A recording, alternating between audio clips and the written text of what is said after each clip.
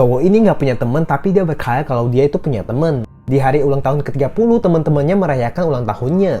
Yang ternyata teman-temannya itu hanyalah teknologi hologram. Ia have fun bareng temen hologramnya, sampai tetangga merasa keganggu.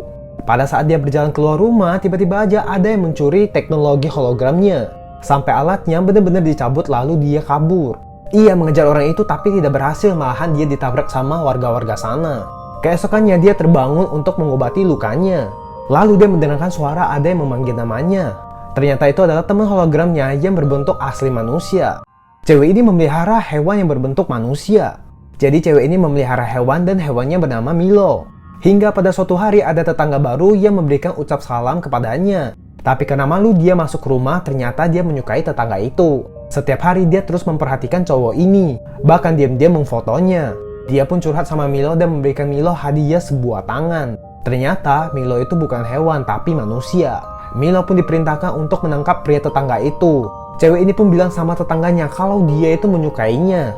Karena tetangganya tidak menyukainya, dia pun langsung memukul tetangga ini. Ia pun diikat dan ditusuk berkali-kali. Dan terakhir, lidah cowok ini dipotong dan dimakan oleh si perempuan ini. Lalu dia jadikan cowok ini sebagai hewan peliharaan. Ternyata udah banyak dong korbannya. Inilah kisah setan budek. Pria ini kerja di kantor dan dia lagi lembur. Ia bekerja sambil dengar headset. Nah, tiba-tiba aja ibunya menelponnya, tapi dia tidak mendengar. Dia pun pulang dengan menaiki kereta. Di stasiun kereta, dia melihat cewek yang sangat aneh.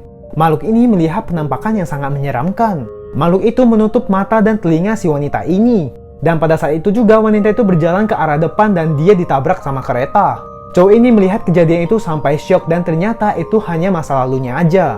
Jam sudah semakin malam dan dia pun berjalan ke arah depan.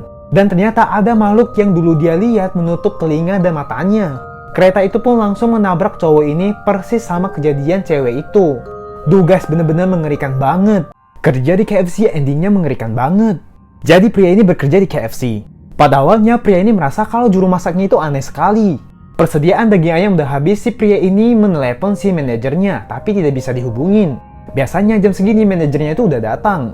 Juru masak pun bilang kalau pesanan pelanggan itu udah siap. Pria ini pun heran kalau juru masaknya itu mendapatkan daging ayamnya itu dari mana.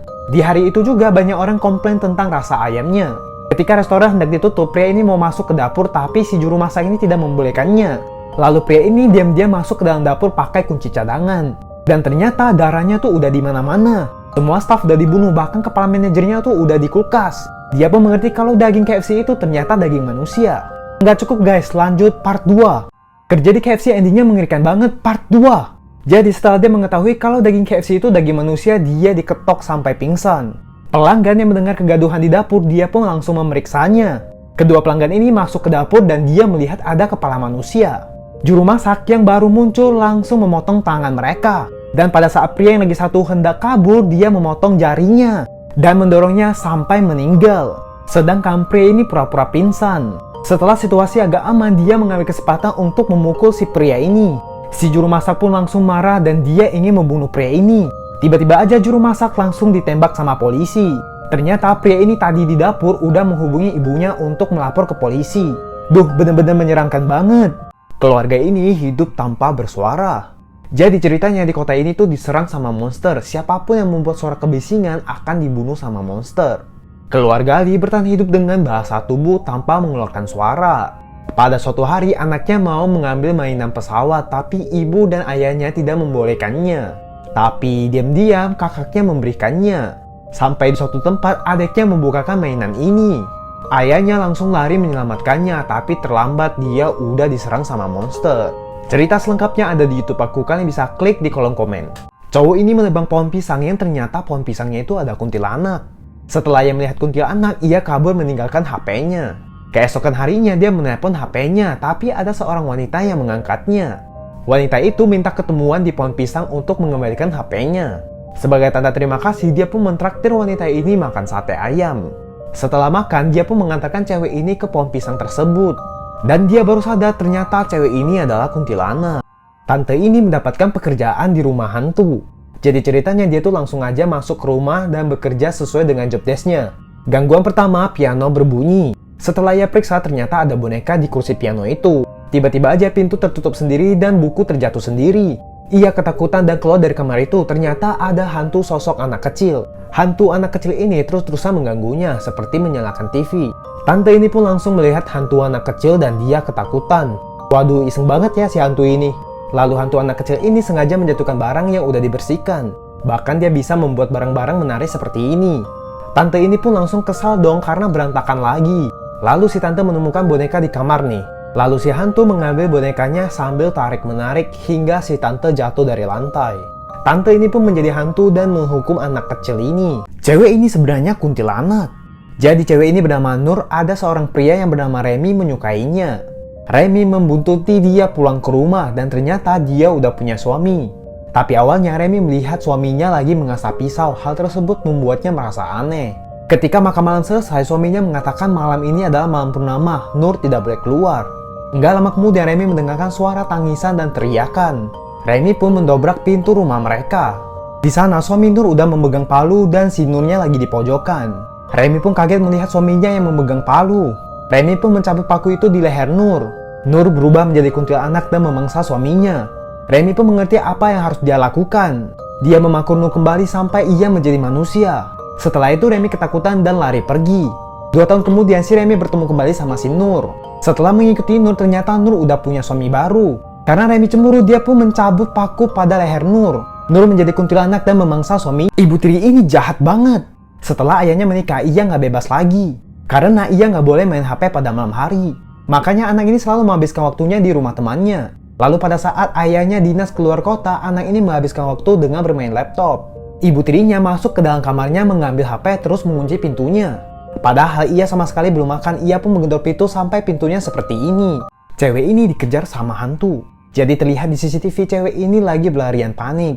Enggak lama kemudian lampu di hotel satu persatu mati. Setelah ia kabur keluar, jalan yang dia lewat itu bercucuran darah. Hayo guys, kalian ngerti nggak dengan cerita ini? Kalau ada yang ngerti, komen di kolom komen. Anak ini masuk ke ruang bawah tanah dan dia melihat sebuah lubang. Tapi ada penampakan kepala yang menyeramkan. Makhluk ini keluar dengan kondisi kepala terjatuh dan menyerang anak ini. Kakeknya yang mendengar sesuatu pun langsung sadar. Lalu kakek ke ruang bawah tanah, dia melihat cucunya udah di lubang itu. Karena kedinginan, kakek ini masuk ke rumah orang.